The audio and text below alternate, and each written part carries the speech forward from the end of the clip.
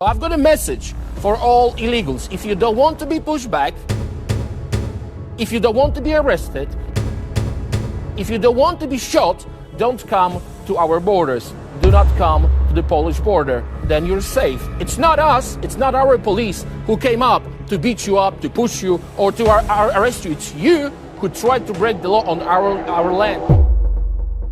दोस्तों, दुनिया में एक बहुत बड़ा शिफ्ट चल रहा है, जैसे कि वर्ल्ड सुपर पावर्स का डिस्टेबलाइज होना, न्यू पावर्स का इमर्ज होना, और सबसे बड़ा शिफ्ट आया है वर्ल्ड पॉलिटिक्स में।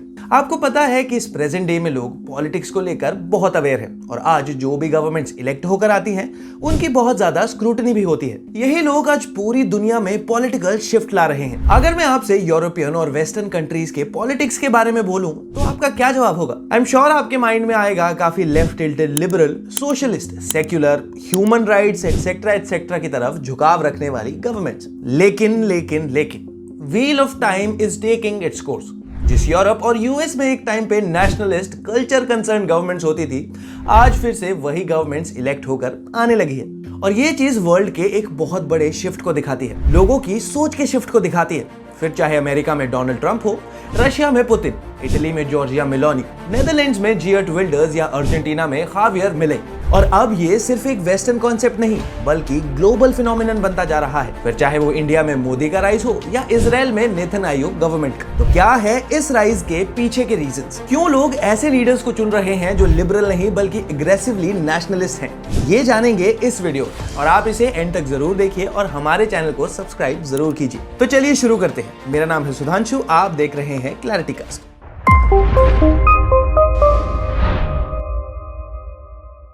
ये लेफ्ट और राइट की डिबेट तो आपने खूब सुनी होगी, लेकिन आप भी सोच रहे होंगे ना कि इसका मतलब क्या है। कहानी शुरू होती है 1789 में। फ्रेंच रॉयल फैमिली और उनके रॉयल वर्कर्स से परेशान होकर लोग रॉयल फैमिली पर अटैक कर देते हैं और एक घमासान युद्ध के बाद लोगों की जीत होती है और जन्म होता है फ्रेंच रेवोल्यूशन का, जिसके बाद वहां डेमोक्रेसी लागू हो जाती है। और जब वहां की पार्लियामेंट में कॉन्स्टिट्यूशन लिखा जा रहा था, तब जो लोग प्रिसाइडिंग ऑफिसर के राइट में बैठे थे उन्होंने सपोर्ट किया ट्रेडिशनल वैल्यूज, किंग और मोनार्की रूल को, और इन्हें कहा गया राइट विंग। वहीं दूसरी तरफ जो लोग लेफ्ट साइड पर बैठे हुए थे उन्होंने सपोर्ट किया लिबरल थॉट को, और वो मोनार्की के अगेंस्ट थे। और इसके बाद ये टर्म सेट ऑफ आइडियोलॉजी से रिलेटेड हो गई। आसान भाषा में कहे तो लेफ्ट यानी स्टेटस को चेंज करके लिबरल सोच रखने वाले, और राइट यानी कंजर्वेटिव, कल्चरल और रिलीजियस एंटिटी को प्रिजर्व और प्रमोट करने वाले। प्रेजेंटली इंडिया में देखें तो लेफ्ट विंग पार्टीज होंगी सीपीएम, कांग्रेस, समाजवादी पार्टी, जनता दल और राष्ट्रीय जनता दल।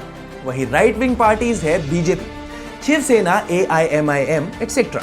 हालांकि 1789 से 2024 में लेफ्ट और राइट विंग की टर्मिनोलॉजीज में भी काफी फर्क आ गया है, एंड आई होप कि आप ये समझ पा रहे हैं। वापस आते हैं 2024 में। प्रेजेंट टाइम में राइट विंग पॉलिटिशियंस का इन्फ्लुएंस 2010 से ही काफी बदलने लगा, जैसे इंडिया में मोदी, इटली में जॉर्जिया मेलोनी, हंगरी में विक्टर ऑर्बन और फ्रांस में मैरिन ले पेन। तो सबसे पहले बात करते हैं मीम वर्ल्ड की फेमस जॉर्जिया मेलोनी की और उनकी पार्टी ब्रदर्स ऑफ इटली की, जिसे लास्ट इलेक्शन में हाईएस्ट वोट शेयर मिला। और ऐसा वोटिंग पैटर्न 80 सालों में मुसोलिनी की डिक्टेटरशिप के बाद पहली बार देखा गया। और इनका मोटो है God, family, fatherland. And I am sure कि इनके मोटो से ही आपको राइट विंग की महक आ रही होगी। इसके बाद आते हैं हंगरी के विक्टर ऑर्बन, जिन्होंने यूरोपियन यूनियन के अगेंस्ट जाकर अपनी कंट्री में मुस्लिम इमिग्रेंट्स को अलाउ नहीं किया। यूरोपियन यूनियन के प्रेशर के खिलाफ जाकर पुतिन से अच्छे रिलेशंस बनाए और रशिया के यूक्रेन इन्वेजन के बाद भी उस पे कोई सैंक्शंस नहीं लगाए। यहाँ तक कि यूक्रेन के लिए भेजी जाने वाली मिलिट्री एड को अपनी टेरिटरी से ट्रांजिट करने से भी मना कर दिया। नेक्स्ट आते हैं अर्जेंटीना के ट्रंप, हावियर मिलेई, जिन्होंने इलेक्शन जीता अपने कंट्रोवर्शियल एजेंडाज के साथ, जो थे की मिनिस्टर्स को डिसॉल्व करना और सेंट्रल बैंक को एलिमिनेट करना। उन्होंने अपने आप को सेवियर बताया, जो हेल्प करेगा अर्जेंटीना की from global socialism by removing corrupt establishment politicians. Sweden की स्वीडन डेमोक्रेट्स पार्टी अपनी कंट्री में सेकंड मोस्ट पॉपुलर पार्टी बनकर उभरी है, पिछले 6 सालों के पार्लियामेंट्री इलेक्शंस में एक स्टेडी ग्रोथ मार्क करता है। और अगर बात करें स्पेन की, तो यहाँ 2015 और 2019 के बीच पॉपुलिस्ट पार्टीज का वोट शेयर रफली डबल हुआ है। with the right-wing Vox Party increasing its share from 10% to 15%. Democracy का स्ट्रॉन्ग पिलर माना जाने वाले फ्रांस में hard right marine Le Pen पिछले 2 साल से प्रेसिडेंशियल इलेक्शंस में रनर अप रही है। और इसी के साथ और देखें तो पोर्चुगल में राइज हुआ हार्ड राइट पार्टी चेगा का, जिसका मीनिंग होता है इनफ। पर आपको नहीं लगता कि पूरे वर्ल्ड में आखिर अचानक से ये राइट विंग आइडियोलॉजी इतना कैसे बढ़ रही है? आई एम श्योर इसके पीछे कुछ ना कुछ राज तो है। तो चलिए जानते हैं। Economic turmoil and global slowdown. दरअसल 2008 की फाइनेंशियल क्राइसिस के बाद वर्किंग क्लास में ट्रेडिशनल लेफ्ट पॉलिटिकल क्लास को लेकर डिस्कनेक्ट बढ़ना शुरू हो गया, क्योंकि उन्हें ऐसा लगा कि इन पार्टीज ने ज्यादा फोकस ग्लोबलाइजेशन पे रखा और नेशनल इंटरेस्ट को निग्लेक्ट किया, जिससे ये वोटर्स लेफ्ट से एलियनेट होकर राइट विंग मूवमेंट्स की तरफ कंट्रीब्यूट करने लगे। Cultural backlash. लिबरल थॉट्स की वजह से ये कंट्रीज में इमिग्रेट करना काफी इजी हो गया था, क्योंकि ये कंट्रीज ह्यूमन राइट्स को वैल्यू करती थी और इसी वजह से यहाँ रैपिड सोशल चेंजेस होने लगे, जैसे वॉर टॉर्न कंट्रीज से इन यूरोपियन कंट्रीज में इमिग्रेशन बढ़ना और लेफ्ट पॉलिटिशियंस का वोक कल्चर और एलजीबीटी राइट्स को सपोर्ट। और ऐसे पॉलिसी डिसीजंस की वजह से लोकल्स में एक sense of cultural dislocation feeling आती है और इसका फायदा उठाते हैं ये राइट विंग पॉलिटिशियंस, जो अपना नैरेटिव सेट करते हैं एंटी इमिग्रेशन सेंटिमेंट्स के थ्रू, पर्टिकुलरली मुस्लिम्स और एशियंस के अगेंस्ट। वो इन कंट्रोवर्शियल टॉपिक्स को एक्सप्लॉइट करके प्रॉमिस करते हैं कि वो इलेक्शन जीतने के बाद ट्रेडिशनल वैल्यूज और नेशनल आइडेंटिटी को रिस्टोर करेंगे। Dissatisfaction with institutions. दुनिया भर में बढ़ते diplomatic tensions, rising globalisation, anxiety और रूल्स बेस्ड ऑर्डर डिक्लाइन होता देख यूएन, WTO एंड WHO जैसे इंस्टीट्यूशंस पर से लोगों का भरोसा टूट सा गया और इस फॉल्ट लाइन का फायदा उठा के राइट विंग पार्टीज ने पावर गेन करी है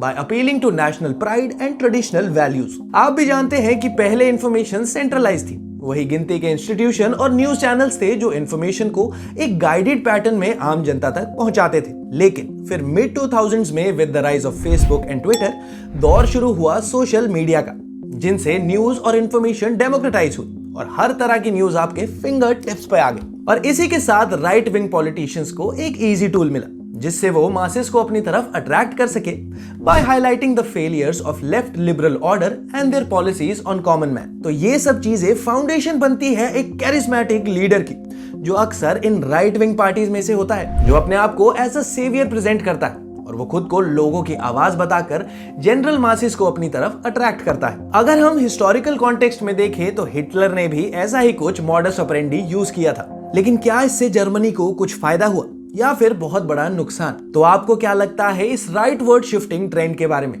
क्या ट्रेडिशनल पार्टीज दोबारा से ट्रस्ट रीगेन करके अडेप्ट कर पाएंगी? हम सिटीजन्स इस पूरे सिनेरियो में क्या रोल प्ले कर सकते हैं in shaping our political future? हमें कमेंट्स में बताइए और क्लैरिटी कास्ट को सब्सक्राइब करना ना भूलिएगा। मेरा नाम है सुधांशु, मिलते हैं अगले वीडियो।